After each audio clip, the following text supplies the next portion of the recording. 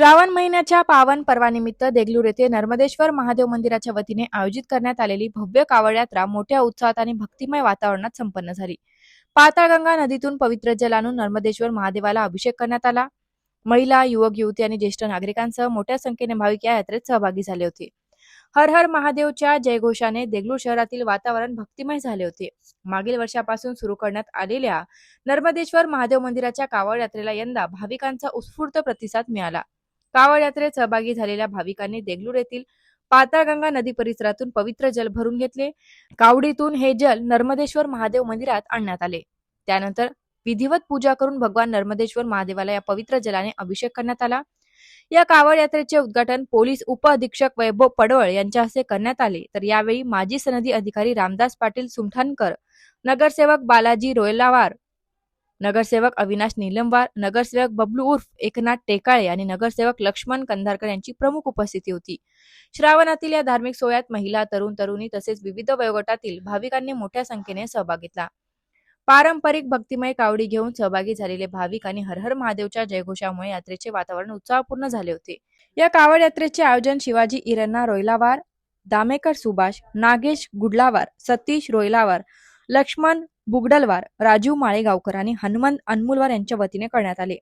यात्रा यशस्वी करण्यासाठी अभिजित बुरे, नाटिकर अभिषेक, बालू नामावार, नागेश अनमुलवार, प्रकाश मामिलवाड, लक्ष्मण सुडके, गोविंद एरकलवार, किरण रोयलावार, शंकर कोरपलवार, गजू राऊलवार, हनुमंत अनमुलवार आणि संजय पेडलवार यांच्यासह अनेक भक्त व कार्यकर्त्यांनी परिश्रम घेतले। पाताळगंगा नदीचे पवित्र जल नर्मदेश्वर महादेवाला अर्पण करत पार पडलेल्या या कावड यात्रेमुळे देगलूर शहरात भक्तिमय वातावरण निर्माण झाले। भाविकांचा उत्स्फूर्त सहभाग आणि हर हर महादेव या जयघोषात ही भव्य कावड यात्रा अविस्मरणीय ठरली। मिलिंद वाघमारेसह माइंडलाइट मीडिया। गेल्या वर्षापासून आपण देगलूर येथे नर्मदेश्वर महादेव मंदिरापासून ही कावड यात्रेला सुरुवात केलेली आहे।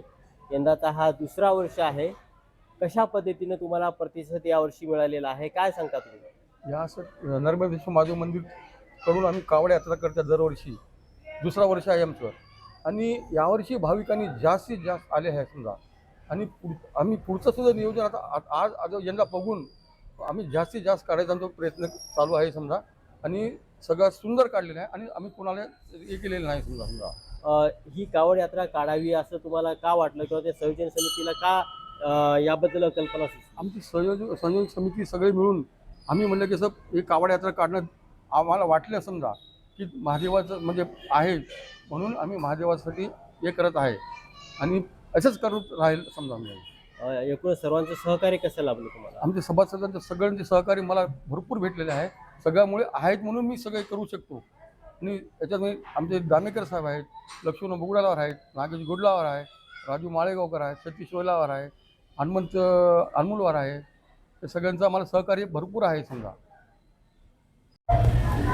या कावड यात्रेच्या संयोजन समितीमध्ये सुद्धा आपलं महत्त्वाचं सहयोग आहे। काय सांगाल कोणाचे ही यात्रा सुरू करण्यामागचा उद्देश काय आहे आणि यामध्ये सर्व भक्तगण अतिशय उत्साहामध्ये सामील झालेले होते, सहभागी झालेले होते, काय भावना होती आता?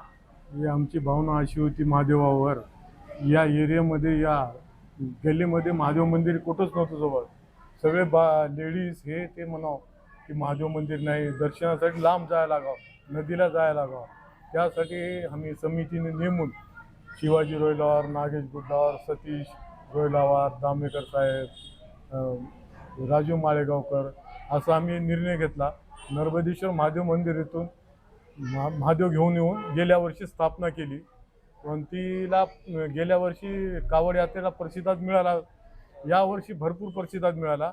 अजून पुढच्या वर्षी भाविकाला चांगला सोयी सुविधा व्हावं, भरपूर याच्यात हिंदू समाजाचं हे गौरव व्हावं, त्यासाठी आम्ही महादेवाचं हे करणार। या यात्रेमध्ये कावड यात्रेमध्ये सहभागी झालेले होतात। खरं तर हा महिना अत्यंत उत्साहाचा आणि आनंदाचा सण म्हणून साजरा आपण करत असतो। तर काय सांगता तुम्ही? कावड यात्रा ही खूप महत्त्वाची झालेली आहे। भाविक भक्तांना वाटते की या देगलूरमध्ये कोणी काढत नव्हतं, आम्ही मागच्या वर्षीपासून चालू केलो।